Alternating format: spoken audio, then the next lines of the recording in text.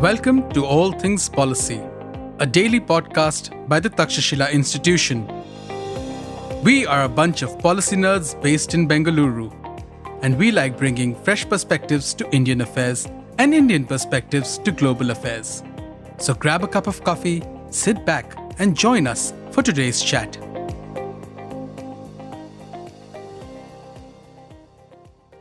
Hello and welcome to All Things Policy. We have a very special guest with us today, Amanda Brock, who's the CEO of OpenUK. Her focus at OpenUK is on strengthening the ecosystem of AI, software, hardware, data, standards, all of which are open, right? And she has a career spanning 30 years, most of it as a lawyer, and then as the head of OpenUK. Welcome, Amanda. It's a pleasure to have you here with us today. Thank you very much. Yeah. So to start off with, can you tell us a little bit about OpenUK's mission and why do you think it's important to have AI specifically that is open? Yeah, so OpenUK is 5, almost 6 years old. We are a very unique industry organization in that we, from day one, focused on what we would call the 3 opens, all of the opens, and we view those as software, hardware, data.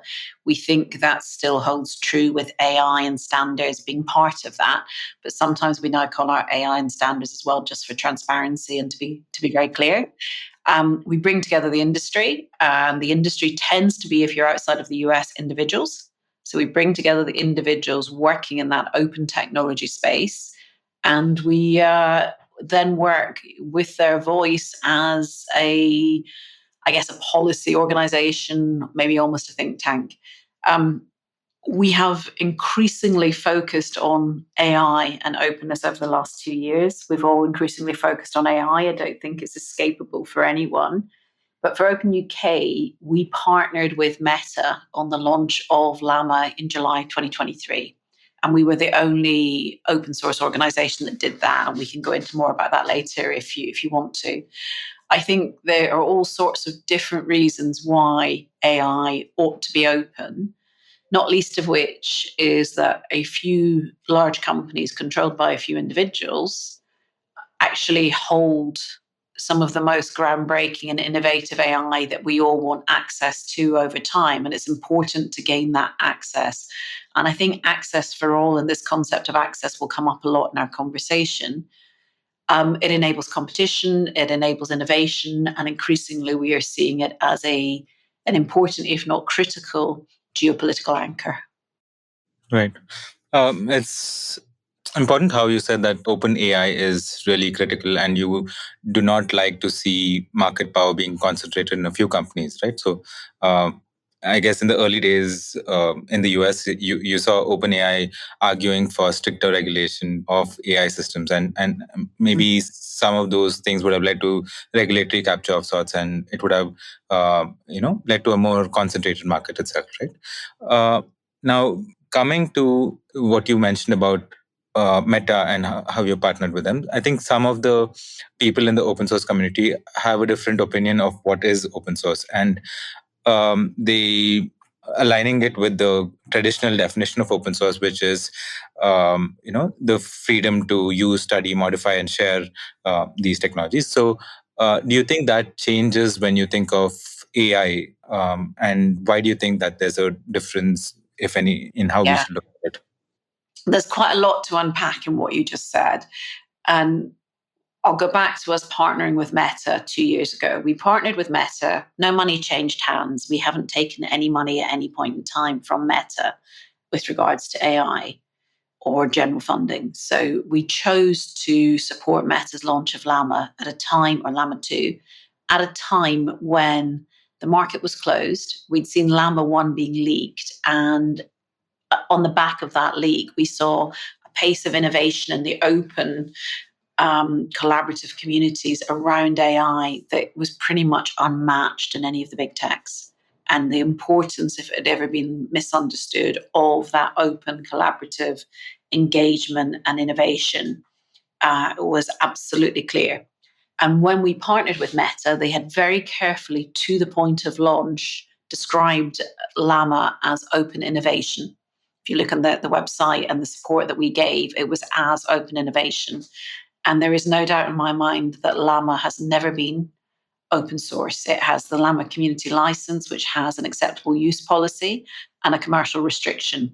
And the way that open source historically has worked and works today in the software space is that to be open source, code has to be shared in a way that shares the human readable, where historically the secret sauce was and proprietary. So the human readable source code has to be shared, and it has to be on a license that complies with the open source definition. And in that open source definition, it says that anyone can use the output, the code, for any purpose. Now, lifting and shifting that over to AI, my personal view has always been that we didn't need an AI definition. Not that there's anything wrong with any work that's been done on the definition, but we don't need it. And the reason we don't need it is if we look at what AI is, we see components, we see the sort of weights and models. If we're looking at LLMs, we see data, we see software.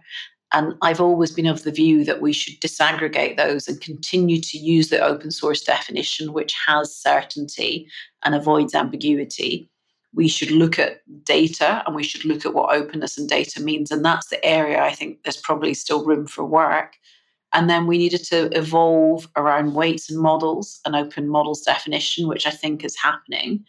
And as time goes by, we might want to define an open agent, and whatever the next trend, the next wave is, if we need to, if it is not based on those fundamentals of software and data or hardware that we historically know and understand how to manage.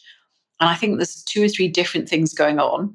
There is friction as we try to define something new, partly because that's driven out of the software industry in the US, partly because the big techs have a lot of money and some of them are going a long way. Mozilla and Meta, for example, spend a fortune paying for research as vendors, sometimes disclosed, I think occasionally not disclosed, sometimes with outputs that I think are good and other times with outputs that I think are skewed because of the funding.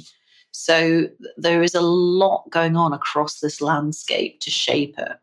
And there's a lot of money at stake at the end of the day across some companies. Right. So if you look at uh, what it means for what qualifies as an open source AI model under this definition, and a model like, say, Llama or DeepSeek, which are models released with open weights under a different license. Right? So I think Llama also has some restrictions on the number of users who anyone deploying that model is allowed to use, and when they transition beyond that limit, there are certain different conditions that apply. Or also on other countries using it for, I think, military applications, those are not permitted, if I understand it, if I remember correctly. So, and that falls under commercialization and acceptable use restrictions that they have. Yeah. So what do you see as some of these key differences between what qualifies strictly as an open source AI and something like a Llama or a DeepSeek or others like that? Neither you nor I can control this, but I think it would have been best if the words open source were never used in the context of AI. And I think one of the problems with the term is that it's become used and abused away from software. And personally, I like to think of open hardware. I like to think of open source software because we're talking about source code. I like to think about open data. And we often see people throw in the term source, sometimes confusing open source with the sort of open source reporting and crowdsourcing of information, not really understanding that source was originally meant to refer to source code. And, it's quite abused. So for me, I would prefer that we talk about open weights and models, open agents, open data, open hardware, maybe even open software when we don't just mean open source, but we mean there's a level of openness. I know that we often hear that referred to as public source or distributed source. I think that the key is to understand the terminology, understand what it is we mean by it.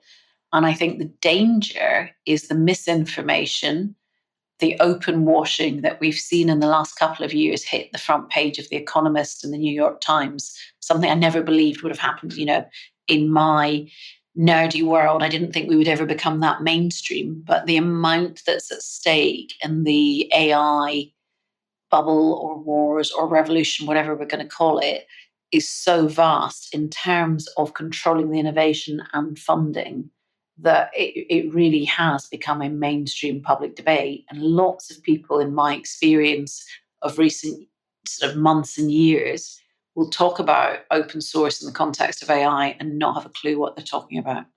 Right. One of the things that you touched upon earlier was also the aspects of sovereignty, or how country, what that means, right? So the geopolitics around that.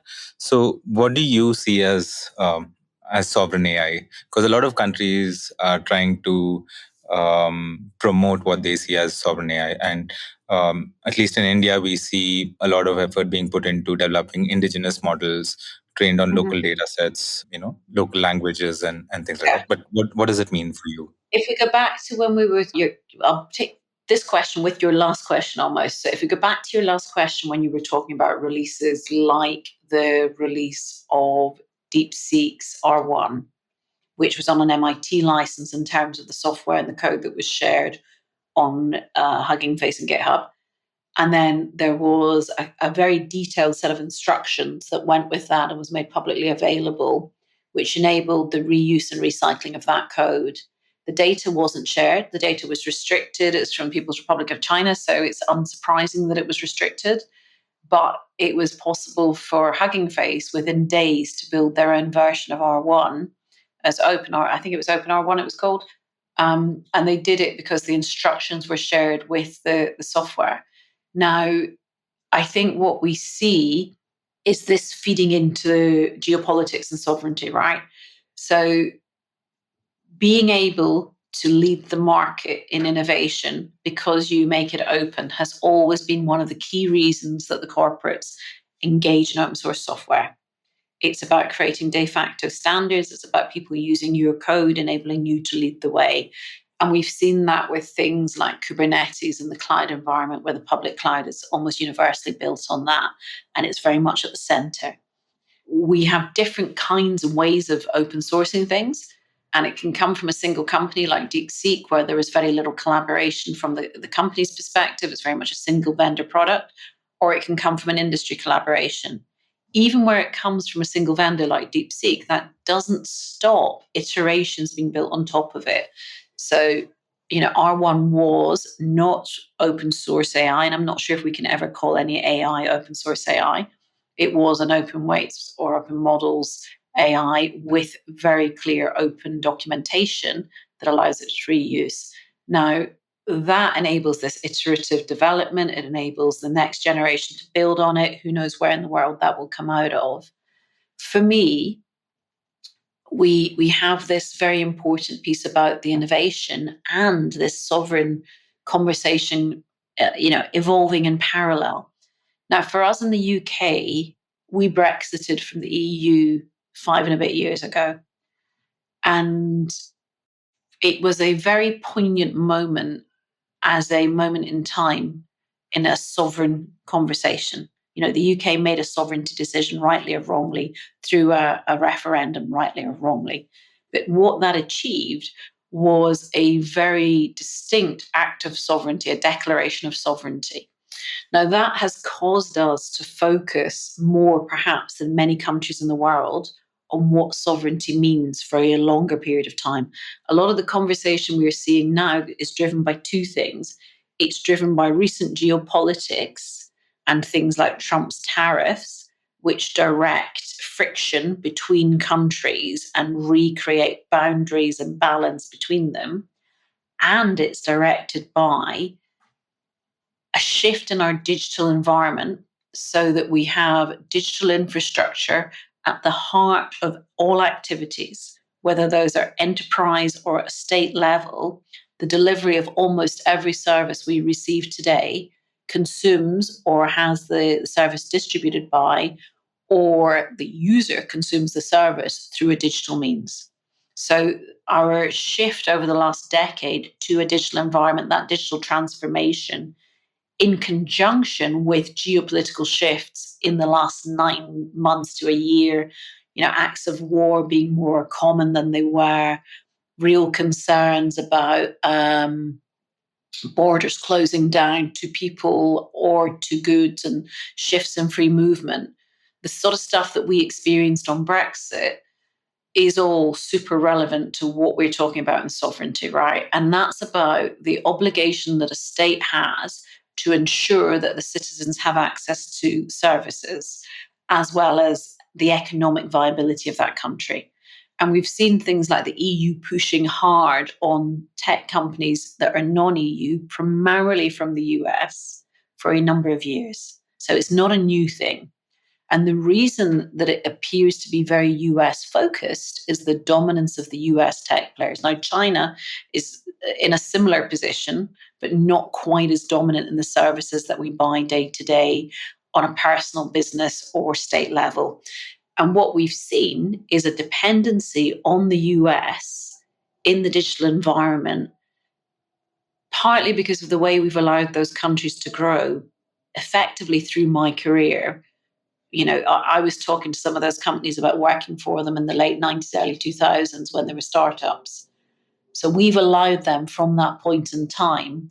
And when I say we, I mean our governments, the globe, everybody in the planet has allowed them to evolve. We haven't closed them down. And we've evolved to a position where the US is in a dominant position with regards to providing digital infrastructure, where we as individual nations are dependent on them. Now, there are different ways to push back and find your sovereignty. And when I first dealt with sovereignty as a lawyer, maybe 10, 15 years ago, looking at cloud environments, I remember asking in a contract where the European server for a particular cloud company was hosted. And I was expecting the name of a European country. And what I was told was Texas. That's not going to happen today, right? The world has shifted. So data sovereignty meant compliance with regulation and probably the location of the server either being on sovereign soil or nearby. So somewhere that you knew it would be. Today, we have seen the push combined with the geopolitical friction and anti-American feeling push back hard on those US tech companies. And we see different meanings attached to this sovereignty term in the digital landscape. And it's very muddled and it's very confused, and people often talk at cross purposes. So for me, what I see is digital sovereignty. It's a bit of a fallacy, to be honest, because it means many different things to different people. And in the EU in particular, and I think India has been similar, what we've seen is an attempt to grab control, partly with anti-American feeling, and partly, and when I say anti-American, I don't mean individuals, I mean the big tech companies, a desire not to be dependent on them anymore, which is understandable. But that combined with a localization. So for us, when I've looked at sovereignty in OpenUK, we did a mini survey on LinkedIn, and we started with, does it mean the same as data sovereignty, where it's regulatory compliant and hosted locally, all the way through to, does it mean all of the code bases have to be created in your own country? Not just that it doesn't include American code, but it has to be created here. And we're seeing things like Eurostack within the EU on a cloud and software level and infrastructure level requiring that created here. Now, to go back to your question, having contextualized it, when we look at sovereign AI, we see different levels of sovereignty or ownership required. And I think it very much depends on who you talk to, because you're not going to create anything sovereign in your country without using things that are already open. You have to build on top of open source to fill the gaps left by the big techs. And I think you get to a point where it really has one of two meanings. And one meaning can be we go and we build the whole thing and the infrastructure locally so we have control. And then we know it's ours. And the other meaning can be that we go and we take whatever the best innovation in the world is that we have access to, that is open, that we can see, that is transparent, that we can use and isn't conditional on somebody else's will or whim. And we train it on our local And I think I heard Jensen Huang at NVIDIA use the term intelligence. And he was talking about security and the secret services, but he was also talking about culture and languages. So I think the second view that you can take of it is that we use the world's best innovation. We try to build more locally and we train it on our data. So the data piece becomes more and more important as time goes by. And that's a really very thoughtful response on sovereignty. One of I'm the more sorry it's long. articulate ones. I've got a lot. It's really articulate and a lot of food for thought there. I think it boils down to having the ability to take your own decisions about your data and the technology that you're using. So and all of it stems from there, right? Yes, I think so. Yeah. And so in this context, right, like you said, a lot of the conversations around sovereignty are also driven by some of the actions that the US has been taking, Yes. largely maybe to frame it as an AI race between US and China, and to restrict some of the building blocks for AI, like the chips and the export controls that are being associated with them, or the location tracking features that are being discussed about being built into the chips themselves, so you know where they're being deployed, and even possibly turning it off, or you having on-chip measures to limit compute after a certain point, something like that, right? So these are really things that you wouldn't imagine being discussed in the technology world, right? So, so would then the need for open source also come into the hardware that we use, having more open source semiconductor chips and architectures and so on? Do you see that? And is there a push for that, say in the EU or the UK that you're aware of? There definitely is. And I think when you look at corporate ability and corporate nous, maybe is the right term, you cannot fault NVIDIA. They have played an absolute blinder of a game in the way that their chips have become essential to all AI. You know, they've managed to persuade Trump to allow the export into China. But of course, by becoming the dominant player and the universal provider, it creates control. So China effectively is reliant on the US for those chips. If they give them, if they don't, they're not reliant. So it makes sense that Trump was persuaded. If you look at India and if you look at France, two of the main countries that have led AI sovereignty conversations, you will see Jensen Huang with the world leader leading that country, enabling their sovereignty with American chips. And the irony isn't lost on anybody, I don't think, but it is quite incredible the way NVIDIA has placed themselves in the market. We are seeing open source alternatives. There's a company called Lume in Cambridge in the UK that's building an open chip. And I think we will see more of this as we see nations inevitably focus on the supply chain. And I was at the Action Summit, so the last global government summit before the Indian AI Impact Summit that we'll talk about in a minute was the French AI Action Summit. And JD Vance spoke at that on behalf of the US. And one of the things he was super proud of was that America is the leader and the leader across the stack. So they have every level of the stack, from the chips, you know, the silicon that you need for AI, the software and the data. But I think the piece where there is actually more of a gap and room for the rest of the world to step up is data. And the US is definitely not known for its skills around data. And I think, like you're saying, right, NVIDIA is a key player in all of this. And as a private company, they might have their own interests. So they're driven by market incentives, and which are not necessarily aligned with what the US would like to see, right? So, so there's a lot of tension between what the US wants, what NVIDIA wants, what, say, China or the EU or India would like, right? So, and it's a really delicate balance that everyone's trying to navigate. And even the semiconductor value chain itself is a really complex and distributed thing across different continents, and it's not an easy thing for a country like India to build the chips that are being used for training these AI models. So it's pretty challenging to actually get to that point where you can build it all by yourself and then say that you have a sovereign or you're completely self-reliant. I think that's right. And I think to try to do that, to try and just flip to localization is hugely problematic and will not do the countries that do it a service. You want your citizens, you want your innovators to have access to the world's best technology, whatever state that is in and wherever it's from. Key to ensuring a level of sovereignty, and I might look at resilience rather than sovereignty, is ensuring that you have access to the underlying intellectual property and the underlying technology should you wish to change provider. So open source will not necessarily ensure interoperability if you allow service models or business models around that lock you in, or too much proprietary code and things around it that locks you in. But it can be used, if done right, as a base point where it does create trust, transparency, and access.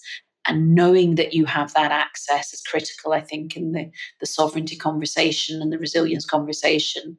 And then looking at what makes resilience. Well, having everything in country won't necessarily create resilience. You may want to spread the locations of your data processing or your compute. So you may actually want it off sovereign soil. So I think there's a lot of understanding. But the critical piece is that you cannot build anything today without using open source. And open source is globally collaborative. So I think it can be like a cornerstone that underpins sovereignty if you were talking about the kind of sovereignty that the UK talks about. And we had a compute roadmap published a couple of months ago, which talks about not being isolationist. And if you take the approach that what we're going to do is use technology from all over the world, but we want it to be open, we want trust, we want that transparency, we want access to it, then I think that you can position yourself between countries and enable the best technology to allow you then to localize in terms of compliance locally. If you have non-English language requirements, I think that's where you pick them up as well. And the UK is in a slightly different position because we do have, we're a multilingual country now, but primarily it's English. So it's easier for us with the US than it is for most. But I think that you don't want to cut off access to other technologies. And I think you have to understand that one of the key values of open source is that globally collaborative reduction and sharing. Can you talk a little bit more about what you meant when you said data not being a key strength of US companies? I think 2-3 years ago, when we started to look at this AI boom that was happening, the focus ought to have been on data. And it was a conversation I had frequently in the US. But the US's tech sector has been very driven by software and hardware. It hasn't really been a center of data. And if you look at where open data and managing data sets has burgeoned, the UK has a lot of leadership there with the things like Tim Berners-Lee's Open Data Institute. The Open Knowledge Foundation was founded here too, although the current ED's in France. I think you see the UK, France, and India developing a lot of skill around data openness and managing data sets in a way that didn't happen in the US. And the people who've driven the AI conversation have generally been the US tech sector who don't have those skills or the understanding. I've heard people who should know better saying that open source licenses that comply with the definition ought to be used for data. And for 20 years prior to that, lawyers like myself across open source have been telling software engineers not to do that because software licenses do not work for data. Software and data have completely different intellectual property and different rights attached to them and are used in very different ways. So the exploitation of the rights is very different also. So the licensing frameworks and the structuring and the considerations are very different. And I think there has been a missed opportunity in terms of getting this right and leadership, which creates today an opportunity. And I think that opportunity is ripe for the taking for the Indian government at the Impact Summit. in that we need to create standards that become open and are accepted globally, whether those are de facto standards or formal standards, through standards bodies. We need those in place for AI. And we need those sort of de facto standards. We're seeing it with things like MCP at the moment. We need those to be adopted and supported by governments, APIs and the interoperability of those, making them open wherever possible. But then we need stuff like data trusts and data libraries to be understood so that we create data sets in the public sector that can then also hopefully be used perhaps in associated marketplaces for data. But I think the experience is there. It's just not being well exploited. And I do see it as the biggest gap right now in governance around AI. Right. So coming to the AI Impact Summit, right? So which is going to be happening in Feb next year. What do you think? Like you mentioned some of the priorities. So what are some of the challenges that you see in getting the conversation started around these topics? Is there a lot of interest in or understanding and interest in getting these conversations going? And what do you think is necessary to make that happen?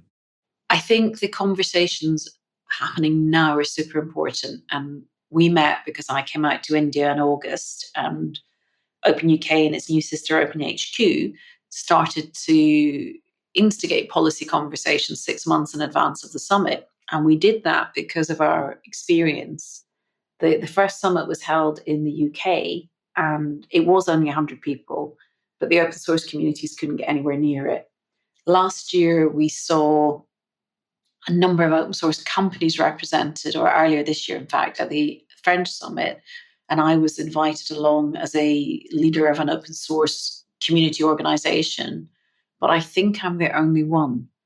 And that isn't the way to have the right conversations. And I think what we need to do is make sure that the open source communities are engaging with the summit organizers and making them aware of the need for these conversations, and that the ecosystem, not a few companies, need to be represented in those conversations.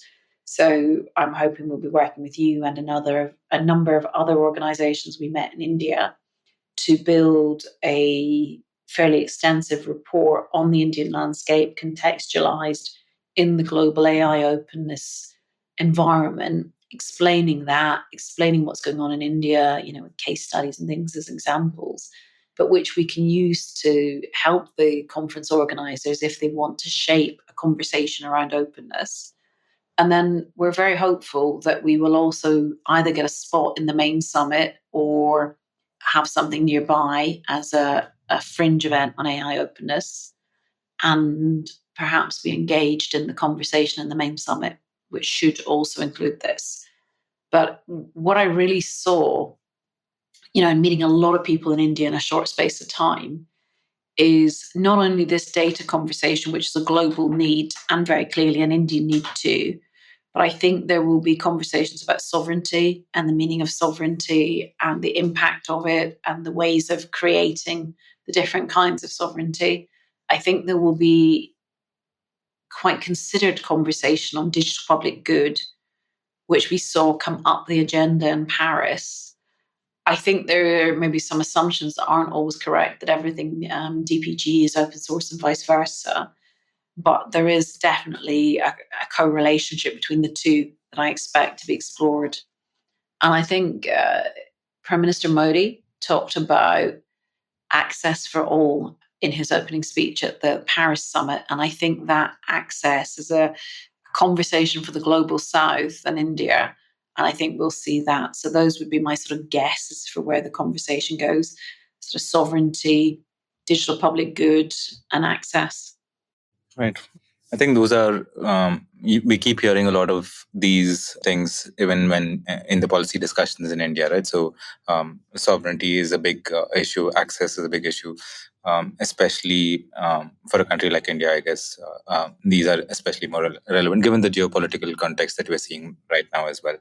And again, like you mentioned, DPI and how India might be able to leverage that for other use cases of AI, right? So those are some things that are discussed as a priority. So, really looking forward to where this goes, and hoping that you'd be successful in highlighting these things, and we see a bigger discussion, a more awareness of what the priorities are in promoting this, and how it might be able to contribute to a lot of what all people are already saying are big concerns, right? So how the open source might be able to address all of these things. So, any concluding thoughts on this? I want to say thank you, not just to you for having me on your podcast and also engaging with us in the work that we're doing. I think my sort of parting shot would be that we met a lot of organizations, a lot of people who are interested in these areas. The summit's now 5 months away. And if you want it to really have impact and to have the right conversations taking place, you need to be visible, you need to be vocal, and you need to be engaged with the organizers so that they're aware of the challenges that ought to be discussed and the benefits that could be created through the discussions and the impact that that can really have, because they are looking to see the wins that can come from the summit. And I think the danger we always have is that as an ecosystem, we don't have single points of representation and we don't have a lot of money. So it's hard to get up people's agenda. And I think the way that you do it is, people who write, people who can talk. The more that's done of that between now and Christmas time in particular, while the summit content is being shaped, the better. So it's a sort of call to action, I think. Right. With that, we'll, I think, wrap up. Thank you so much, Amanda. This has been a fascinating discussion, and wishing you the best in all your efforts. Thank you. If you liked our show, dive into Takshashila's research on technology, strategy, and economic affairs. Check us out at our Twitter handle @Takshashila INST or our website takshashila.org.in.